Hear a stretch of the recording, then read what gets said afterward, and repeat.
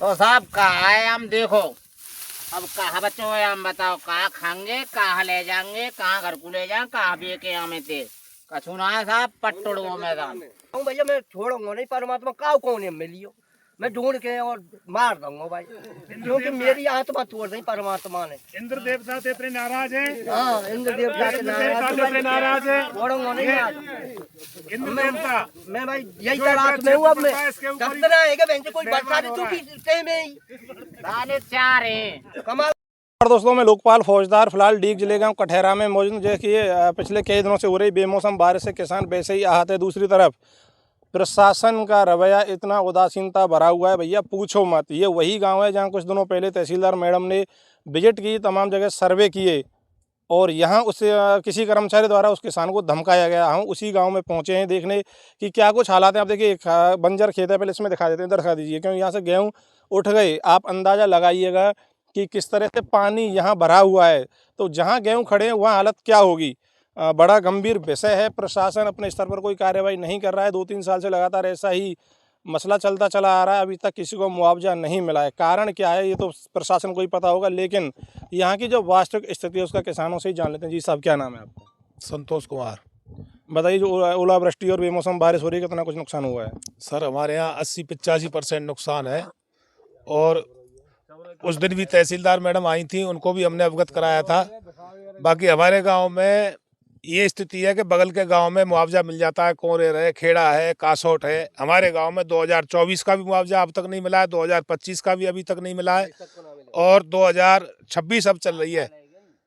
4 साल से हमारा गांव इस मुआवजे से वंचित रहता है। पटवारी है हमारे यहाँ का हल्के का, पटवारी बोल देता है कि सर्वे हो गई है, सर्वे हो गई है, मैंने कर ली है। ना हमारे गांव की कोई सर्वे हो पाती है, ना हमारे गांव में कोई पटवारी उसी दिन आया जिस दिन तहसीलदार मैडम आई थी।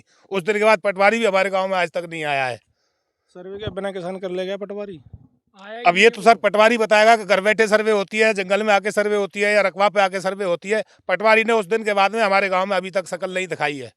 अच्छा, उस दिन तहसीलदार मैडम आई, क्या कुछ बातचीत हुई आपकी उससे? उस दिन तहसीलदार मैडम आई थी, उन्होंने हमको सांत्वना दी, मौका मुआयना किया, जंगल में आके खेतों पे आके हमको सांत्वना दे के चली गई कि पटवारी जी को आदेश करके चली गई कि इनका तुरंत मौका मुआयना करें और मुझे इनके उसकी 70-80% जो है नुकसान है इसकी गिरदावरी करके और तुरंत कागज मुझे जमा कराएं। जी भाई साहब, कहाँ कुछ कमी रह जाती है? आपने कोई बातचीत नहीं की प्रशासन से?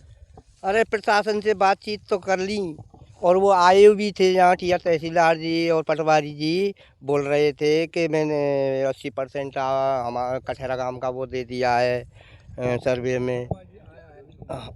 और अभी एक दिन तो आए थे। देखिए दोस्तों, गेहूं की मैं आपको हालत दिखाता हूं। ये हालत है कि ये गेहूं दोबारा से उग आया है।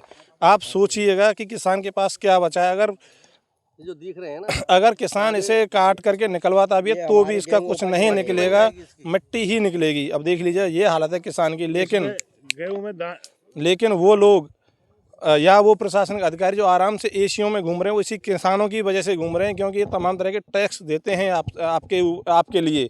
आप आराम से गाड़ियों में घूम रहे हैं, बड़े बड़े काफिले, मंत्री, वीआईपी जो लोग हैं उनके आगे पीछे घूमते हैं। टोल भी वसूला जा रहा है, तो किससे वसूला जा रहा है? मान के चलिए ये अंकल जी बीमार हो जाते हैं, इन्हें दिखाने भी जाओगे तो आप भरतपुर जा रहे हैं, भरतपुर टोल पड़ता है, वहाँ आपसे टोल वसूल लिया जाएगा, उसके बाद आपको जाने दिया जाएगा। लेकिन जो वीआईपी लोग हैं, चाहे वो विधायक हो या मंत्री हो, उनसे कोई टोल नहीं लिया जाएगा। मरना किसका है? वही किसान का है। जी भाई साहब, आगे आ जाइए, बताइए, नाम बताइए अपना। मेरा नाम है कुलदीप और बंटी। मैं किसान संगठन से बिलोंग करता हूं, भारतीय किसान यूनियन लोक शक्ति, और मेरा गांव ही यही है कठहरा, खेड़ा ब्राह्मण पंचायत के अंतर्गत आता है। पहले तो आपके चैनल के माध्यम से दिखाना चाहूँगा कि जो फसल है इस पर सरकार बार बार गौर करके देखे, खुली आँखों से देखे। आज के जो हालात है, पहले 3 दिन ओलावृष्टि लगातार हुई, कल शाम को ओलावृष्टि, अति ओलावृष्टि हुई है। मैंने आपके चैनल के माध्यम से ज्ञापन भी दिया है, कलेक्टर महोदय को, सीएम महोदय को भी ज्ञापन दिया है। आज हमारे प्रदेश अध्यक्ष भारतीय किसान यूनियन लोक शक्ति के सीएम से मुलाकात करने गए तो उन्होंने भी 2 दिन पीछे का टाइम दिया है। यानी किसानों से मिलने के लिए सरकार को टाइम भी नहीं है। मुआवजे की तो बात हम पीछे करते हैं, रही बात फसल की, तो आज की तारीख में फसल मेरी पंचायत, मेरे जिले में करीब लगभग मैं समझता हूँ, मेरे हिसाब से 85 से 90% फसल खराब हो चुकी है। आप ये देख सकते हैं, जहाँ तक आपकी नज़र जाएगी, जहाँ किसानों ने गेहूँ काट भी लिए वहाँ में भी खराबा है, और जो नहीं कटे वहाँ में भी खराबा है। ज्ञापन के माध्यम से एसडीएम साहब को, कलेक्टर साहब को और सीएम साहब को 15 दिन का वक्त देते हैं। नहीं किसान, भारतीय किसान यूनियन लोक शक्ति पूरे प्रदेश व्यापी आंदोलन करेगी, धरना देगी और किसानों को मुआवजा दिलाने के लिए संघर्ष करेगी। अच्छा, दिक्कत कहाँ आ रही है? प्रशासन कहता क्या है? अगर प्रशासन नहीं सुन रहा तो युवा विधायक को चुनाव की बार डॉक्टर शैलेश सिंह, उनसे बात कीजिए। जी हाँ, विधायक जी शायद, अब क्या कहूँ उनके बारे में, युवा सरपंच भी हमारी पंचायत से युवा हैं और विधायक भी हमारे युवा हैं।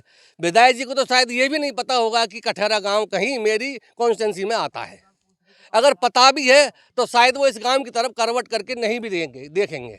उनके जो सहयोगी हैं, मैं शायद उनका सहयोगी नहीं हो सकता हूं, लेकिन उनके तक खबर भी पहुंच गई है। ऐसा नहीं है कि इस किसान की दुर्दशा से विधायक, सांसद या सीएम जो हमारे गृह जिले से आते हैं कि उनको इनसे अवगत ना कराया गया हो।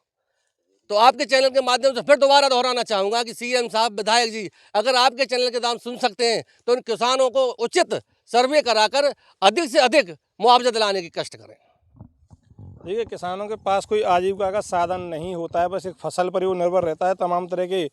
अब देखिए, अब मैं डेली क्या बताऊंगा, क्योंकि किसान के पास भैया रुपए होते नहीं है। वो सूदखोरों से रुपए लेकर के आता है, तब अपनी फसल की बुवाई करता है, सोचता है कि इस बार फसल अच्छी होगी, रुपए चुका देंगे और कुछ घर का भी खर्चा चलता रहेगा। लेकिन मौसम की बेमौसम की जो मार है उसने बुरी तरह से किसान को त्रस्त कर दिया है। ऊपर से ही मुआवजा ना मिलना, ये भी किसान को आर्थिक संकट में ही डालता जा रहा है। अब एक अलग से हम वीडियो करेंगे। अब देखिए, किसान अगर केसीसी लेने जाएगा तो उसे डीएलसी रेट के आधार पर वो लोन दिया जाता है। तो ये भी बड़ा इशू है, इसके लिए हम अलग से वीडियो करेंगे, क्योंकि जब आप सब कुछ रेट बढ़ा सकते हो तो किसानों के लिए फिर डीएलसी रेट भी बढ़ाना चाहिए। वीडियो को शेयर करें। जय हिंद, जय भारत।